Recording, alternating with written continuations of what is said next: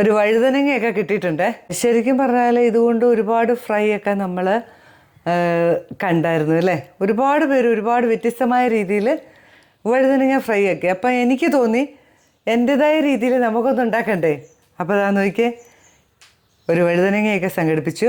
അതൊന്ന് ഫ്രൈ ആക്കാം. എങ്ങനെയാണെന്ന് നോക്കാം, വായു. ആദ്യം തന്നെ നമുക്ക് വഴുതനങ്ങയുടെ ഈ ഞെടുമ്പൊക്കെ അങ്ങോട്ട് കളയാം. എന്നിട്ട് ഇതിനെ ഇങ്ങനെ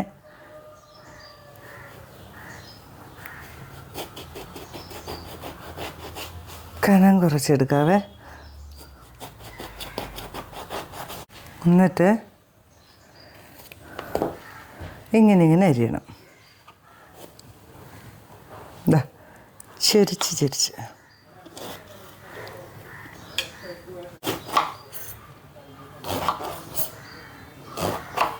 ഇതിനെ അതുപോലെ തന്നെ ഇങ്ങനെ അരിഞ്ഞെടുക്കുക.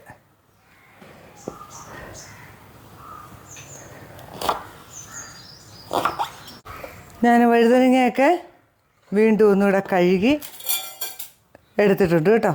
ഇതാ വെള്ളം അങ്ങോട്ട് കളഞ്ഞിട്ട് ഇങ്ങനെ നല്ലപോലെ ആ ചെറിയൊരു കറയുണ്ടായിരുന്നു, ആ കറ അങ്ങോട്ട് കളയാൻ വേണ്ടിയിട്ടാണ് കേട്ടോ. ഇതിന് വലിയ നമ്മുടെ നാടൻ വഴുതനങ്ങ പോലെ ഒരു കറയില്ല, എന്നാലും ഒന്ന് കഴുകി സെറ്റാക്കി എടുത്തു.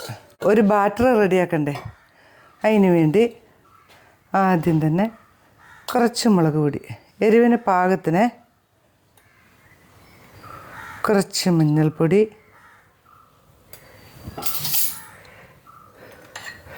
കുറച്ച് ഇഞ്ചി വെളുത്തുള്ളി പേസ്റ്റാണ്, ഒരു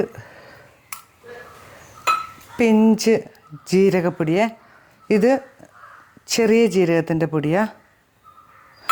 അതുപോലെ തന്നെ ഇതാ കുറച്ച് തേങ്ങയുടെ പീര,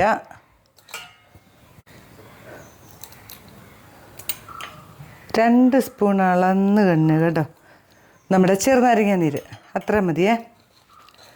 പിന്നെ നമ്മൾ പുട്ടുപൊടിയാണേ, ഇത് ഞാൻ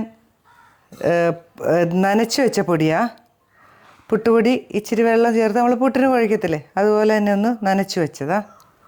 പാകത്തിന് ഉപ്പിടണം. ഇനി ഒരു മുട്ട,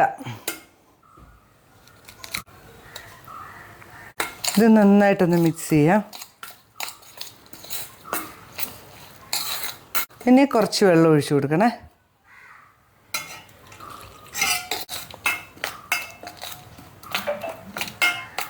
കുറച്ചും കൂടെ വെള്ളം.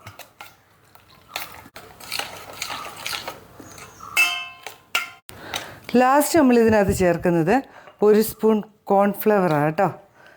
ഈ കോൺഫ്ലവർ ഇല്ലെങ്കിൽ മൈദ ചേർത്തോ, അല്ലെങ്കിൽ അരിപ്പൊടി ചേർത്താലും മതി കേട്ടോ. ഇതൊന്ന് പുട്ടുപൊടിയാണെങ്കിൽ നനച്ച് വയ്ക്കണമെന്നില്ല, പുട്ടുപൊടിയായിട്ട് തന്നെയും നമുക്ക് ചേർക്കാവേ.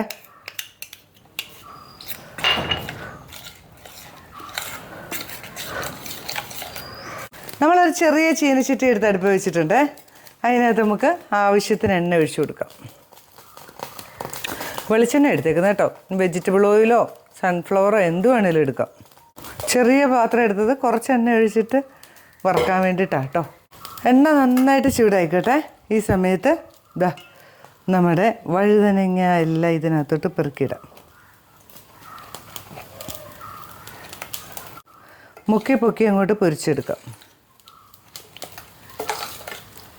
അതിലിട്ട് ഓരോന്നോരോന്ന് പെറുക്കിയിടാം.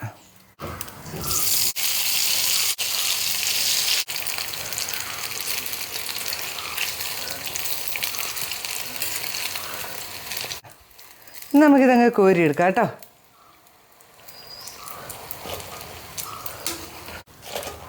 ഇതുപോലെ എല്ലാം നമുക്കിങ്ങനെ വറുത്തെടുക്കാം.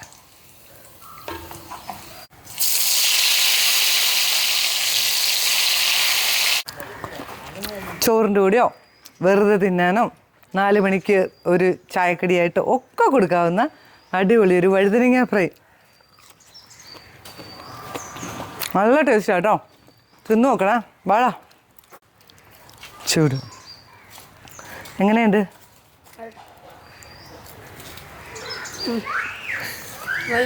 പിള്ളേർക്കൊക്കെ ഇഷ്ടപ്പെടും. അപ്പോൾ പുതിയൊരു വീഡിയോ ഞാൻ വരുന്നതായിരിക്കും. ബൈ.